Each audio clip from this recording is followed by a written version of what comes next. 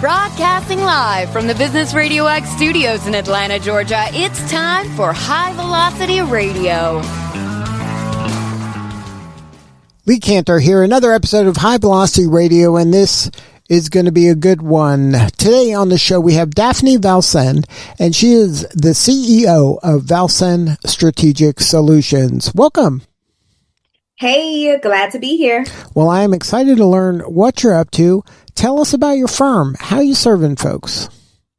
Sure. So we are a boutique strategic consulting firm that helps leaders, especially high potential leaders, to increase their influence and their impact up, down, and across their organizations, especially when it comes to communications, confidence, conflict, and connection. So what's your backstory? How'd you get involved in this line of work? Great question. My undergraduate degree was in public relations. My master's is in education. So what I realized throughout the years was the through line of the work that I did was tapping into the potential of people and their ideas. I've always been really creative. So I was a child doing paper mache for fun at home and writing stories and writing songs. And the way that translated as I got older was I was the person who was the problem solver, who led a lot of different initiatives, whether in the community or even in undergrad. And so in 2013, actually, I met my husband. I was about to get my MBA and I wanted to work at a consulting firm. I already knew which one. And when I met my husband, my plans changed and I decided to do something different that I thought would grow really well with a family. And that was coaching. So I launched my business in 2014 and since then have added training, assessments, in addition to the coaching that we do as well. So do you like being an entrepreneur more than you like kind of working in a larger organization? I would say yes. And what I realized was a lot of the jobs that I had before this allowed me to be very flexible and free in the way that I did things. For example, when I was the director of community mobilization for an organization, we were work from home. My boss didn't think that we needed offices. And that was in 2008. So way before that was a cool thing. He said, as long as we got the work done, we would go meet in the office once every 2 weeks. And so I feel like I've been entrepreneurial in organizations. So I've been doing entrepreneurial things within organizations. I didn't think I would be an entrepreneur, but now that I am, I really do enjoy the flexibility, the creativity that it takes to be an entrepreneur. Now, on the clients you work with now, is there any kind of thread that ties them all together? Or is certain industries or certain types of businesses? So I have about 20 one-on-one clients on average. I've had 400 since I started my business, over 400. And then I have around 2 or 3 speaking engagements or trainings per month. I've had over 200 of those since I started in 2014.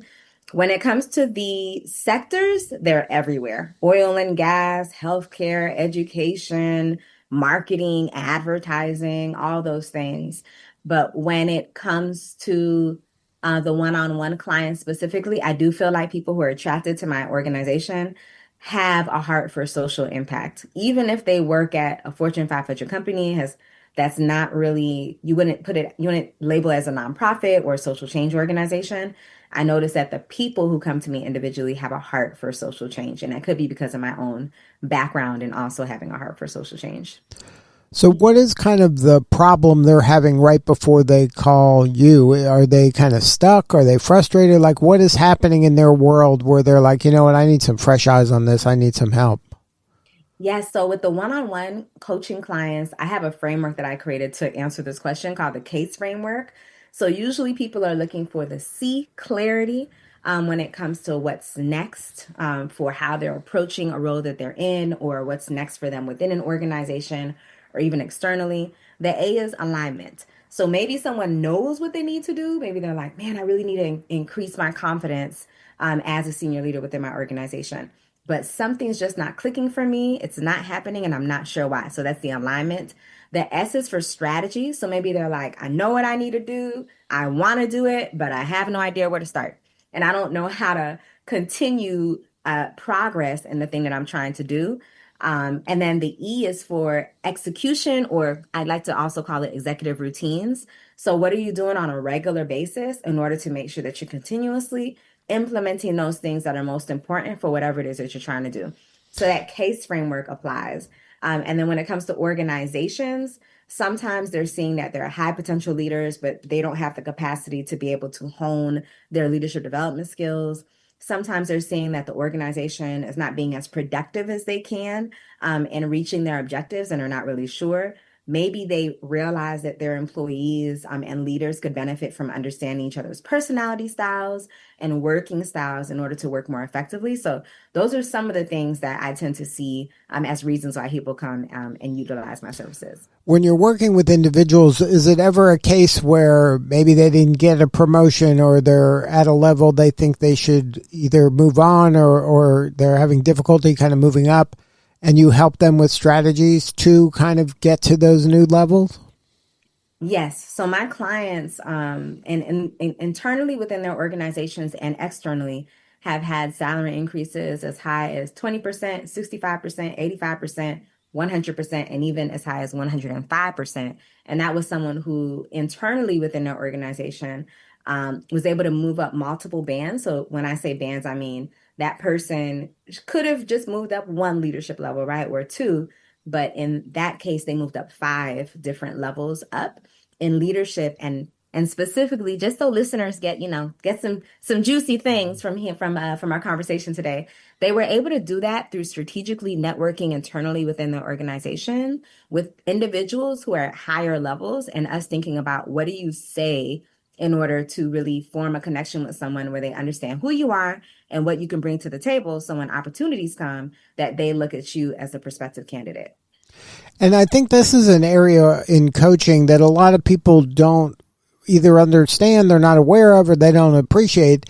How to navigate an organization is a skill, and you can't just hope for it to happen. You have to be proactive and really kind of design the path for yourself and execute some things along the way. And I would think that somebody like you or a coach with kind of fresh eyes on it can really help a person, change the trajectory of their career. I agree, and I wish we would have learned that in college. So one of my clients, when I worked with MIT in their College of Business, and one of the people who was in that presentation shared that there's now a class at MIT in the School of Business about how to navigate power dynamics in the workplace. I had no idea how to do that, so I graduated. I was most likely to succeed when I was in high school. And then in college, I spoke at my college graduation. I had a 5.15 GPA graduating from high school. And I realized when I graduated from college, I had no idea how to navigate workplace politics. Zero idea. I thought everyone was just going to be nice and promote me when I did good work and pay me what was, what would be great for me to be paid. But I had no idea that you had to really be strategic around your relationships, or even just understanding the culture of your workplace and how you fit in that culture. So is there any advice or tips you can share for listeners? Like if they want, is there some easy low hanging fruit things they can be doing? Because a lot of times, sometimes it just comes down to just do the thing. Whatever the thing is, just do the thing relentlessly. And then you're going to be kind of seen, heard, appreciated, and get to those new levels. But a lot of people don't want to do the thing. Yeah, that's true. I think there are so many different things, but I'll share this nugget that I've been sharing on some of the interviews I've been doing lately. And it is, know what your essential three are. I call it your essential three. So your three words, what are three specific words that describe who you want to exude at all times in your networking and you're connecting to different individuals? Think about who you are at your best. For example, for me, it's inspiring, energized, and a guide. So like a mentor, being resourceful. I know that I'm at my best when I'm coming off that way, right? And so for what you said with doing the thing, one of my core values is excellence.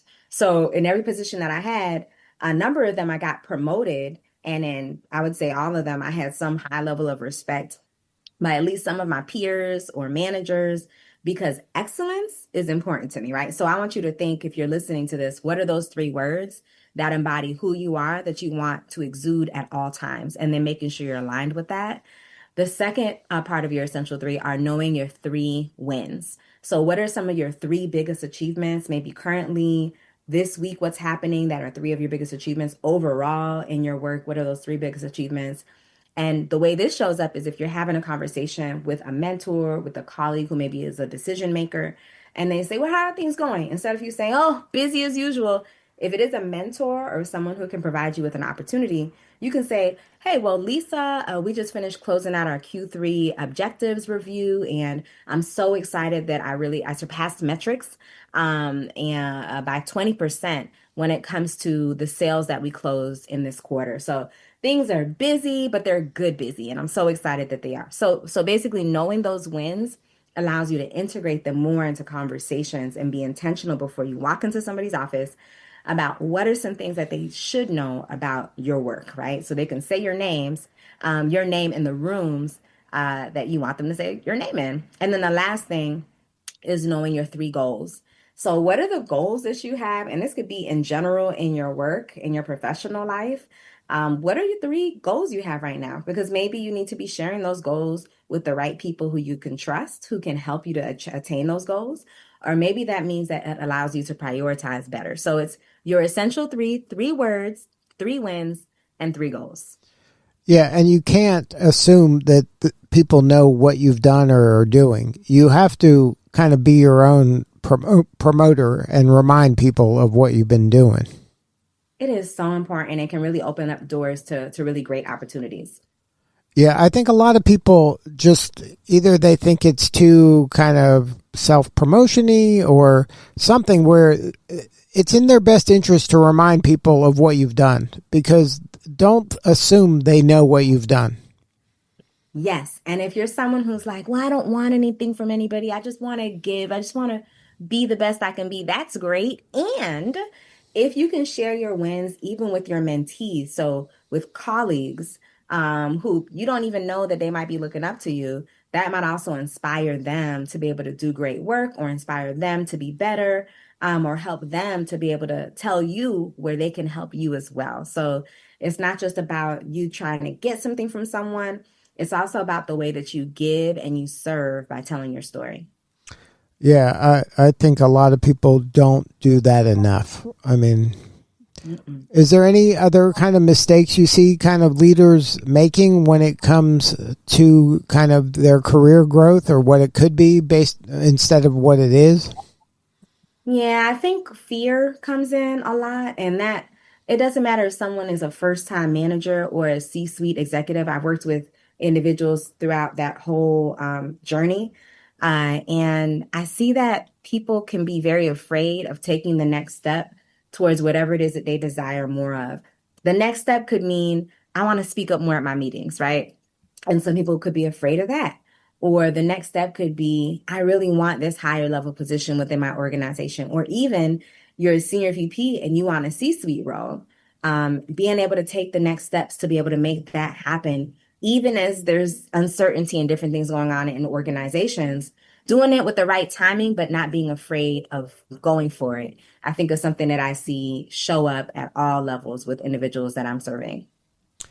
Now, as your kind of entrepreneurial venture grew over the years, how did you kind of assemble the team that you have now? Like, how do you find these kind of A players in order to build kind of the organization out the way you've done? Yes, I love A players. And part of why I love A players is because they're just so much easier to work with. So here's what I've done and what I've also advised others to do. I observe people before I even invite them to be a part of my team. I am in associations with them. I am in meetings with them. I maybe have interacted with them in different other activities that I've done, different initiatives, and I observe what is their responsiveness. What are they saying that people say about their work? Maybe I've had the opportunity to work with them. Are they producing in excellence on an ongoing fashion? If there's someone who's new that's in my space, I've been able to do trial runs to say, hey, let's have a conversation about you possibly supporting me. Let's work on one project together and see how things go. And then let's come back together after that project to discuss if it's a good fit for both of us. But a lot of the reason why I have the team I have today is its years of observing how people are acting within, it could be a Facebook group, mutual training program, just different places. Because for me, it's important that anybody on my team is exuding excellence and serving clients well, and that I don't have to be, let's say recording all of their calls and listening to all those calls in order to make sure that people are serving individuals well when it comes to coaching, or I don't have to be in the room if they're facilitating a training to know that that training is going well. So observing and then also giving people a trial run. I think those are kind of my top two methods of making sure I have a great team. Yeah, and I think that's great advice for young people listening, is that join those associations, take leadership roles, demonstrate what you can do, because you don't know who's watching. Exactly. And I think of even radio. So when I was an undergrad, I met this gentleman. I was on a campaign. So I was working a campaign for a county court judge, even though I was an undergrad. And I was just being myself and trying to do things in excellence. And I got an internship at a record company that would allow me to contribute to just checking out new artists. And I think they had a radio station too, and they were managing new artists. It was really cool. But it was being in the room, doing something I wasn't even getting paid for, right? Working on this campaign to contribute my skills in public relations, doing a good job, and then getting in front of an opportunity that I had no idea that I would have at that time. Right. But there's so many young people, especially, that are like, I'm not going to join that or volunteer. I got enough. They don't see the opportunity, because there's not a lot of places a young person has to demonstrate leadership, and those kind of groups are those places. I'm with you on that. I agree. Now, do you find that leadership today, they have a difficult time kind of creating that harmony between their personal life, their professional life? Like it seems like the lines are blurred with everything, especially with all the remote work, where it's hard to kind of say, okay, this is my time where I'm going to recharge here. I'm going to work out. I'm going to go to the gym, and everything kind of bleeds together. Does that happen in the clients that you're working with? That definitely happens. I think of the generation before my parents' generation, when cell phones weren't as accessible. They couldn't even take their work home if they wanted to. We didn't have laptops. I was telling my husband about how I used to buy desktops off of eBay. So computers off of eBay that you could only plug into the wall. We didn't have laptops. So with the invention of wonderful technology, it's opened up just a blurred line between work and a personal life. And as I was getting my first jobs, work-life balance started to be a buzzword, which is really great. I think people realized that they needed it. But then with the pandemic, the lines became very blurred again, as people were working from home and also managing multiple responsibilities within their homes. So what I'm seeing now is, I feel like, a movement back to work-life balance, a movement to finding what fills you up, what gives you purpose. And then as I get older, this sounds kind of sad, but what I'm seeing is, as people are passing away, I just turned 41, right, a few months ago. But as people around me are starting to pass away, or even my age, or older, what I'm seeing from my colleagues in my age range is even an understanding that life is short. So we need to exercise, drink our water, keep our stress down, and have a little bit more balance. So I'm seeing a trend in that, especially in generations of clients that I have who understand that life is short. Because I've served clients as young as maybe 25 when it comes to the professional development, all the way up to 67. And so I noticed that with different generations, it also looks different too. Yeah, and I think it's important to really kind of make time for yourself, because people's health, it's for real. I mean, and there's certain things you have to do, and that means eat right. That means exercise. That means sleep enough. Like, there's certain kind of blocking and tackling you have to do in order to be the best you can be. Yes.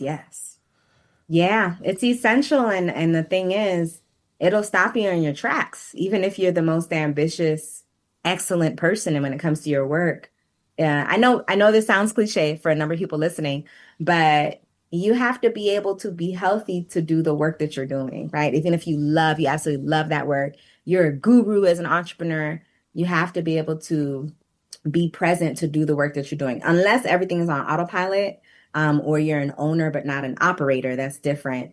But if you're doing work as a professional, career professional, or an entrepreneur, your health is essential for your wealth.